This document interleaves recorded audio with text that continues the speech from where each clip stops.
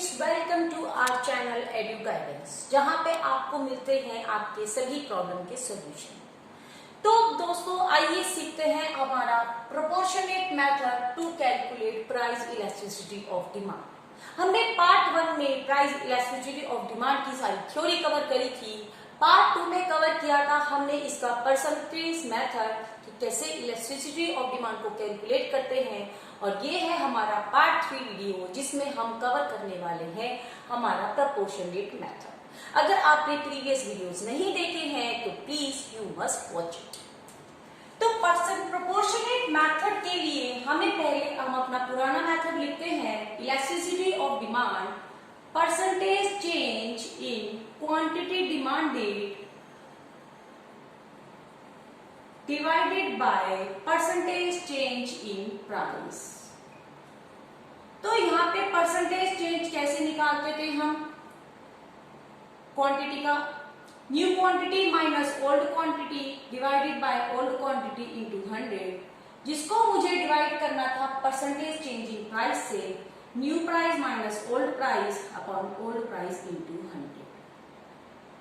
तो यहाँ पे मैं कैलकुलेट करती हूँ, इन्हें सॉल्व आउट करना शुरू करती हूँ। I have Q1 minus Q upon Q into, देखिए यहाँ पे ये वाले आउटर मेरे आपस में मल्टीप्लाई हो जाते हैं, इनर वाले आपस में मल्टीप्लाई हो जाते हैं। तो यहाँ पे मेरा आ गया P1 minus P upon,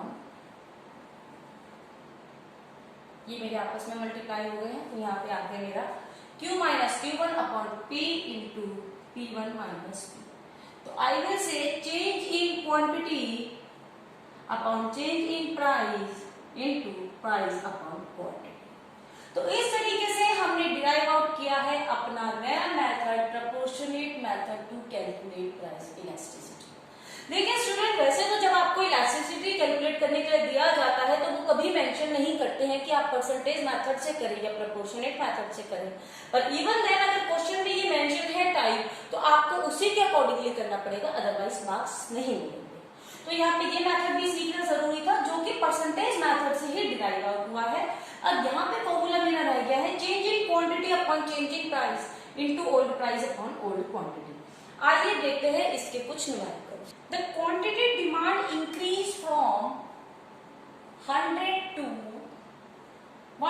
200 units, यानी क्वांटिटी 100 से 200 यूनिट्स हो जाता है जब प्राइस हो जाता है ₹12 से घटकर ₹10।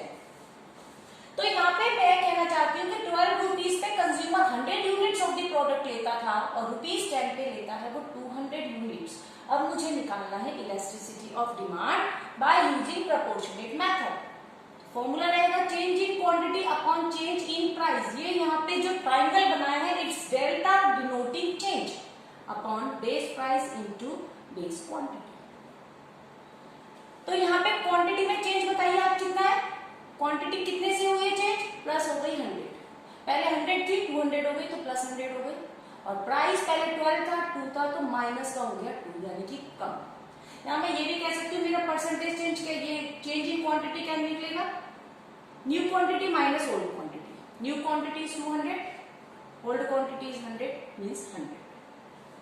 चेंज इन प्राइस निकालिए, new price minus price, new price is 10, old price is 12 means minus के 2. So I need to calculate ED here. Percentage change in quantity change in price into price upon quantity. Change in quantity कितना है मेरा? Change in quantity is 100. Change in price कितना है मेरा? minus के 2. Base price कितना है मेरा? 12 rupees. Base quantity कितना है मेरा? 100. तो आंसर आता है -6। तो मैं बोलूंगी प्रोडक्ट इज हाईली लिस्ट। मेरा प्रोडक्ट की टाइप कैसी है? हाईली लिस्ट, क्योंकि काफी ज्यादा है एक से। तो देखा कितना इजी न्यूमेरिकल है। यहाँ पे change in quantity upon change in price into price upon quantity करके कैलकुलेट करके मैं ईडी को निकाल सकती हूँ। Let's see next numerical. आइए चलते हैं न्यूमेरिकल नंबर 2 की तरफ, जहां पे आपको प्राइस ऑफ क्वांटिटी का चार्ट बनाते हो। ₹10 पे से ₹8 हो गई प्राइस, यानी प्राइस चेंज हो गया है -2। आप देख रहे हैं प्राइस पहले 10 रुपीज था, अब 2 रुपीज रह गए, तो -2 इसमें फॉल है। डिमांड बढ़ गई है 80 यूनिट से 100 यूनिट्स, तो चेंज इन क्वांटिटी देखिए +20 यूनिट्स, डिमांड 20 से बढ़ गई है। तो I need to calculate elasticity of demand, change in quantity upon change in price into price upon quantity. Change in quantity कितना है 20, चेंज इन प्राइस कितना है 2, प्राइस कितना है मेरा बेस प्राइस 10, बेस क्वांटिटी मेरी 80 है।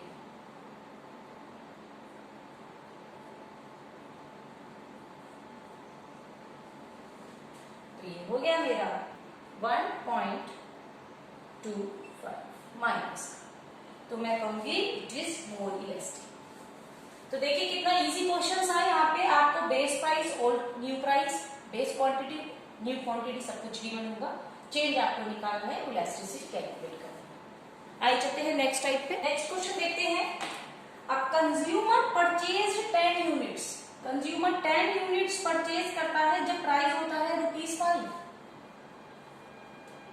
5 रुपीज में कंज्यूमर 10 यूनिट्स परचेज करता है और वो 12 यूनिट्स परचेज करता है जब प्राइस फॉल ₹2 4, 4 रुपए हो जाता है। तो चेंज इन प्राइस कितना है यहाँ पे -1, 1 रुपए का फॉल। चेंज इन क्वांटिटी कितना है मेरा +2, 2 रुपए का increment. Elasticity of demand, change in quantity upon change in price into price upon quantity demand, 2/1 into price upon quantity. I will से इट इज 1। तो यहां पे मैं कहूंगी मेरी यूनिटरी इलास्टिक है प्रोडक्ट की, my product is unitary elastic, क्योंकि उसकी इलास्टिसिटी ऑफ डिमांड 1 है। तो क्वेश्चन नंबर 4 में मुझे कंपेयर करना है कि which product is more elastic. तो यहां पे मेरे को कमोडिटी ए और कमोडिटी बी दोनों गिवन है, दोनों के ही प्राइस और क्वांटिटी डिमांड गिवन है मुझे। पहले ₹10 था, फिर ₹12 हो गया, डिमांड थी मेरी 100 यूनिट्स की जो कि 90 यूनिट्स हो गई। प्रोडक्ट बी में प्राइस है मेरा ₹20 था, फिर 18 हो गया, और मेरी क्वांटिटी डिमांड पहले थी 100, फिर हो गई 110। तो मुझे दोनों की सेपरेटली निकालनी पड़ेगी। तो पहले निकालते हैं कमोडिटी 1 का चेंज इन प्राइस। पहले कमोडिटी का प्राइस 10 रुपीज था, जो कि इंक्रीज होकर 12 हो गया, तो मैं कहूंगी मेरा कमोडिटी का प्राइस 2 रुपीज से इंक्रीज हो गया। क्वांटिटी की बात करती हूँ, क्वांटिटी मेरी माइनस हो गई 10 से, तो इलास्टिसिटी निकालती हूँ मैं प्रोडक्ट ए की। Change in quantity upon change in price into price upon quantity. 10 rupees का डिक्रीमेंट है, यहाँ पे 2 रुपीज का इंक्रीमेंट है। बेस प्राइस है मेरा ₹10, बेस क्वांटिटी है मेरी 100, तो दिस इज -1/2 मीन्स -0.5। तो मेरी प्रोडक्ट ए की, कमोडिटी ए की इलास्टिसिटी है 0.5। आइए चलते हैं कमोडिटी बी की तरफ। चेंज इन प्राइस देखते हैं आपका -2, प्राइस 2 रुपीज से फॉल हुआ है। 20 रुपीज पे प्रोडक्ट बिकता था, अब 18 रुपीज पे बिकने लगा है, तो प्राइस ₹2 से फॉल हुआ है। तो मेरी क्वांटिटी डिमांड इंक्रीज हो गई उससे ₹10 से। इलास्टिसिटी देखते हैं प्रोडक्ट बी की, change in quantity upon change in price into price upon quantity, 10/2 base price upon base quantity, this is 1। तो यहां पे प्रोडक्ट 1 की इलास्टिसिटी है 0.5, प्रोडक्ट बी की इलास्टिसिटी है 1, तो कौन सा प्रोडक्ट मेरा मोर इलास्टिक हुआ? B. I will say B is more elastic.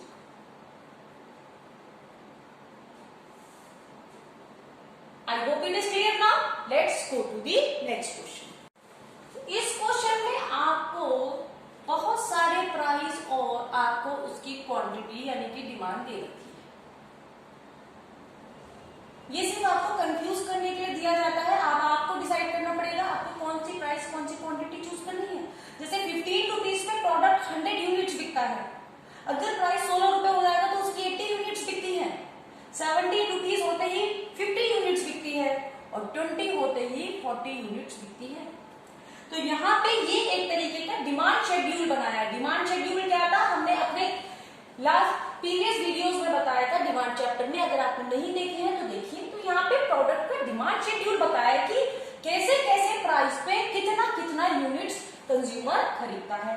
अब मुझे बताना है इलास्टिसिटी ऑफ डिमांड जब प्राइस 15 से 16 होता, 15 से 20 हो जाए, यानी इस वाले और इस वाले का मुझे चूज करना है। तो मैं अभी के लिए बाकी सब भूल जाऊंगी, मैं याद रखूंगी बस 15 रुपीज, 20 रुपीज। 15 रुपीज में मेरी कितनी क्वांटिटी बिकती है, मेरी क्वांटिटी बिकती है 100। 20 में मेरी क्वांटिटी बिकती है 40। तो चेंज इन प्राइस कितना है मेरा, +5। चेंज इन क्वांटिटी कितना है मेरा, माइनस का 60। पहले 100 यूनिट्स बिकती थी, अब 40 यूनिट्स बिकती है, तो मेरा फॉल हुआ है 60 यूनिट्स का। इलास्टिसिटी ऑफ डिमांड क्या होगी, change in quantity upon change in price into price upon quantity. 60 upon 5, base price is my 15, base quantity is my 100. तो -18 upon 10 -1.8। तो यहाँ पे मेरी इलास्टिसिटी ऑफ डिमांड निकलती है 15 to 20 के बीच में 1.8। अब when price fall from 20 to 15, अब यहाँ पे मुझे क्वेश्चन रिवर्स कर दिया। जब प्राइस 20 to 15 आएगा तो अब यहाँ पे मुझे उल्टा लेना है क्वेश्चन को। आगे करते हैं। नेक्स्ट पार्ट में मुझे दिया गया है, ये था मेरा पार्ट 1। पार्ट 2 में मेरे को दिया है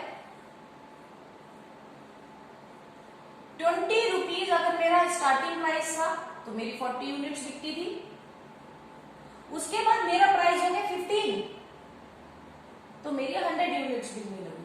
अब क्या होगा elasticity of demand, change in price बताइए कितना है, -5। पहले 20 रुपए था कमोडिटी का प्राइस, अब 15 हो गया है तो ये हो गया -5।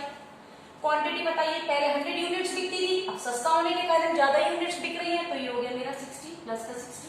इलास्टिसिटी ऑफ डिमांड यहाँ पे क्या हुई, change in quantity upon change in price into price upon quantity. Quantity कितना है चेंज,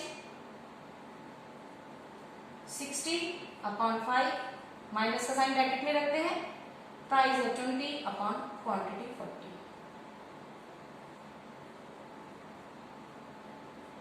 मेरा आ गया 6। तो आपने देखा क्वेश्चन में वही टर्म्स है, पहले 15 to 20 में कैलकुलेट करवाया, अब उसे रिवर्स कर दिया 20 to 15 में कैलकुलेट करवाया। इलास्टिसिटी ऑफ डिमांड देखिए कितना चेंज आता है। केस 1 में हमारी आती है -1.8 जो कि नियर बाय 1 है, पर दूसरे में आती है हमारी 6 विच इज हाईली इलास्टिक। तो दोस्तों ये कुछ इस तरीके के न्यूमेरिकल्स आपके पेपर में आते हैं। आइए देखते हैं कुछ और न्यूमेरिकल्स। नेक्स्ट क्वेश्चन में मेरे को दे रखा है टोटल एक्सपेंडिचर।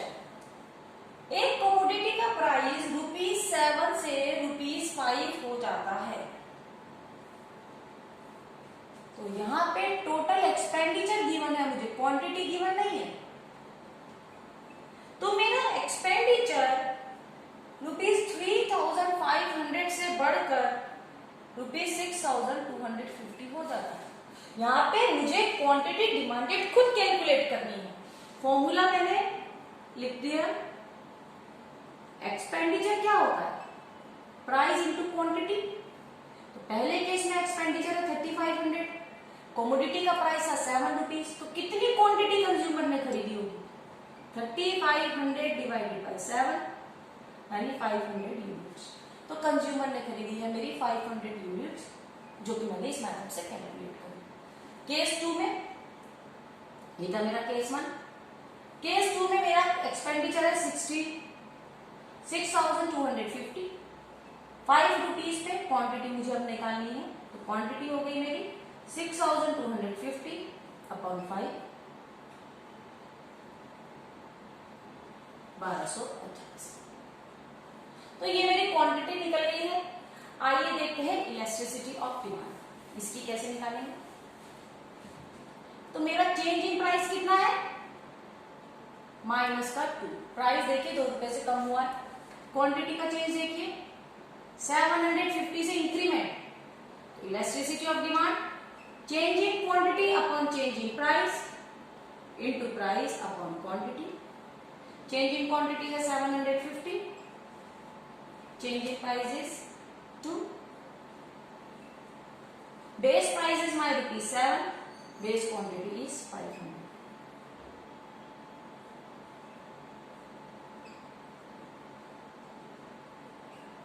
(21/4) तो माइनस 8.25 इसका आंसर बनेगा मेरा,